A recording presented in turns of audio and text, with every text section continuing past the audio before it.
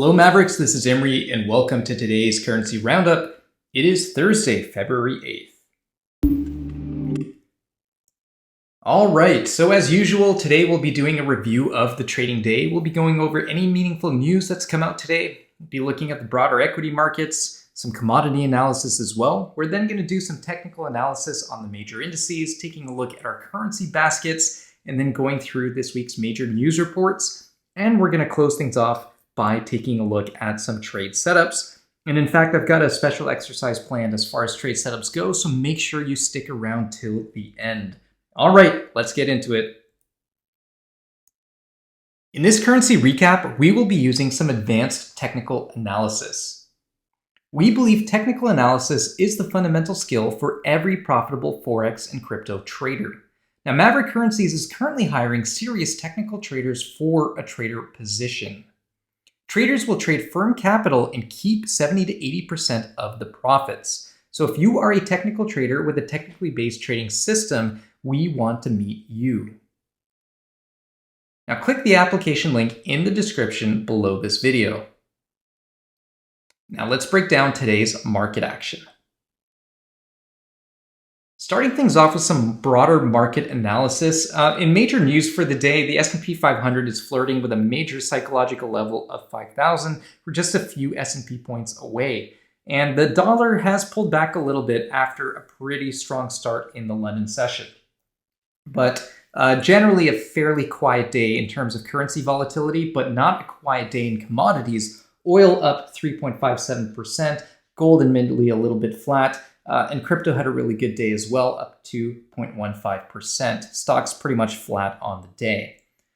Taking a look at our fiat currencies, the yen was the biggest loser today. So if you did have a trade today and it was short yen, you would have done very, very well. The biggest winner was the Swiss franc, but the dollar and the euro kind of held their own. Also, the pound up a little bit, the loonie up a little bit. And then the second biggest loser was the Australian dollar. And then the New Zealand dollar has ended the day fairly flat. Okay, so when we're taking a look at our cryptos, we can see we've done pretty well across the board here. Bitcoin up almost 2.4%, Bitcoin Cash up as well. Ethereum not up as much, and Litecoin not up as much either. Those two more or less flat on the day. So as we take a look at the broader market, we can see we're still maintaining a strong +3 here. I mean, look at that, 4,997. It's almost a certainty we're going to hit 5,000. And right now, the market's just firing on all cylinders. Yes, it's overbought. Yes, there's bearish divergences forming. But we remain above all moving averages. The slope of the moving averages is positive as well. So we maintain a +3 reading. And that is the key to taking a systematic, mechanical approach to market analysis. The only real news out of today was unemployment claims in the US, which were a little bit less than the consensus estimate, but not a huge miss in one direction or the other. I don't think that was really a market-moving announcement. And then tomorrow morning, we have Canadian employment data. So that could be a big mover for the loonie. It's coming out at 8:30 a.m. Eastern time. All right, moving on now into some currency analysis. Here we have our velocity scores. So putting crypto aside for a moment, we can see that the loonie, the pound, and the euro +2, Swissy +1, dollar and the New Zealand dollar pretty much flat on the day as far as velocity is concerned. And then we have the Aussie and the yen at a -2 and a -3 respectively. So utilizing these velocity scores, we're going to be taking a look at the sterling Aussie currency pair.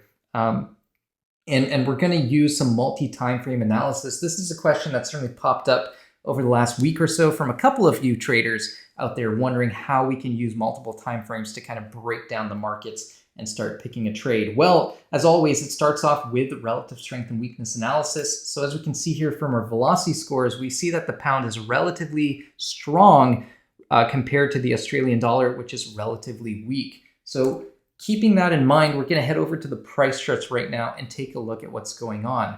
So my advice is for traders to have at least 3 reference timeframes. One time frame for a more of a top-down approach to the markets. So you want a top-down approach to the markets. Your first time frame should be on a fairly higher time frame. I like to use the daily chart. For some of you, that might mean using the weekly chart. And then I want a medium time frame. So for me, that's the 1 hour or 4 hour, use them somewhat interchangeably, and then an execution time frame, which can be, for me anyway, the 15-minute all the way down to the 1 minute, depending on what the market is doing. Now, it doesn't actually matter what these timeframes are.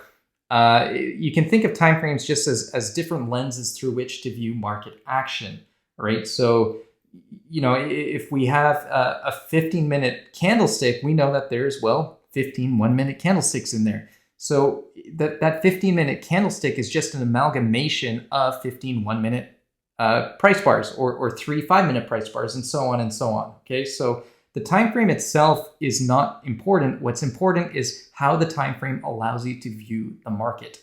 Okay, so if I'm looking at this on a daily chart, and again, we just want to use very basic technical analysis here, I'm going to start from the significant high back in August 2023.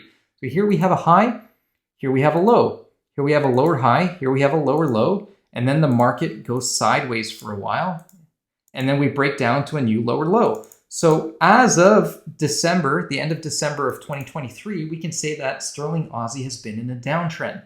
But then something happened as we started off the new year. The Australian dollar got progressively weaker and the pound started to progressively outperform, and we broke to a new high. Let me just make this line a little bit thicker. So we broke to a new high, thereby interrupting the series of lower lows and lower highs that we had. So it's very difficult to now say we're in a downtrend. It's possible a new uptrend is starting. So here's my low, here's my high. This could be a higher low, and we could be making a series of higher lows, higher highs, higher lows, higher highs, and so on. So the daily chart gives me at least an idea of what the larger trend is. And in my opinion, right now, the larger trend is to the upside. And we can see that given how these two moving, the pound is above, sterling Aussie is above the 20 and 50 period moving averages, and the slope is generally fairly positive. So the next time frame I'm going to drop down to is my medium time frame. So in this case, we're going to look at the 1 hour. And again, we're just going to do the exact same exercise. So here's my low, here's my high, here's my higher low, here's my higher high, or equal high, I should say. So we're still within this burgeoning uptrend, but there isn't really a clear pattern here. So now I can start at least marking out the ranges. So here's the high of the range and here's the low of the range. What I'm looking for now, and now this is a fairly wide range, right? And we're spanning from 192.53 to about 194.56. That's a very wide range. So that range spans approximately 1%, 200 pips. So it's a pretty wide range. We don't want to just buy at the top of the range. We want to wait for some kind of discounted value here. And that's where the medium and lower time frames are going to come into play. So I don't want to be buying up against this previous high. All right, that doesn't make sense. I'm buying straight into resistance. Yes, the pound might be in an uptrend, but I'm not trading this based on a daily uptrend. I'm trading this based on my execution time frame, which is probably going to be on the 15-minute or the 5-minute. So I want to wait for some kind of pullback. Now you can see how prices have pulled away from both the 20 and the 50 period moving average. And that means we are likely seeing some mean reversion. You can see we topped out today around 11 a.m. Eastern time, 12 p.m. Eastern time, and we're slowly starting to pull back. So I want to see an orderly pullback. Ideally, we're going to see prices pull back into these moving averages, form some kind of tradable pattern that fits your trading plan, and then we're going to be able to trade that, and we'll see if we break out to the upside out of this range or not. The reason I want to wait for that pullback and dropping now to a 15-minute time frame, you can see how in the 15-minute time frame, we're close to the 50 period moving average. So we're below the 20 and we're above the 50. This is kind of that no man's land as far as moving averages are concerned. So what's going to happen now is we're either going to stay above the 50, stabilize. We might get that breakout here, and perhaps that's enough from a risk reward perspective to justify buying, into that prior high. You might be able to get a good risk reward ratio from here. I personally wouldn't want to buy something that close to the high. However, I'd like to see this break lower. So I'd actually like to see the 15-minute time frame moving averages turn bearish. Now that's just my trading plan. This is just how I trade. I like to see prices get down to the 194, 193.90 area before I start looking for a trade, because this is where I see prior support. At that point, I might be looking for a bullish power reversal on the 15-minute chart where we break back above both moving averages, stabilize, and then I can look for my price action trigger to get involved. All right, so that's one scenario. That's my preferred scenario. That's my plan A. I don't want to trade. If the bull pullback is over, let's just assume that the pullback's over here. We break out of this trend line. We make a new high above 194.56. So be it. I'll miss that trade. But if that happens, what am I then looking for? Well, this broken resistance level will be newfound support. So I'll then look for prices to break out, come back to support, create perhaps a base, and then I can look to take the next leg. So I'm building a narrative here using my higher time frame to show the direction of the trend, my medium time frame to see what kind of range we're within right now, and then I'm looking at my execution time frames, so like the 15-minute perhaps, to start putting together a feasible trade plan.